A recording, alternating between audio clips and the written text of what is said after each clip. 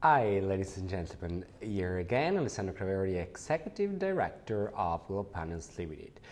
What we're going to talk today is about the stainless steel inox panels. Why we have to use inox, a stainless steel panel on our project?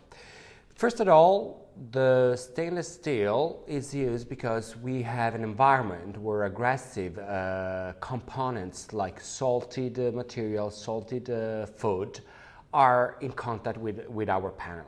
So in order to protect what is the corrosion of the panel itself, it's better to use this special stainless steel panel. Above all, another feature is that it's easy to clean. So where the food processing area includes, as I said, corrosive material like it be shrimps or any kind of fish or salted material, but even for the chemicals, we can use this stainless steel, which is the best option.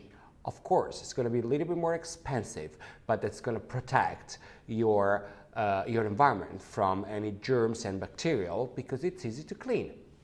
So, again, for any question, just write on our link contact has on our website and follow us in Instagram, YouTube, and Facebook.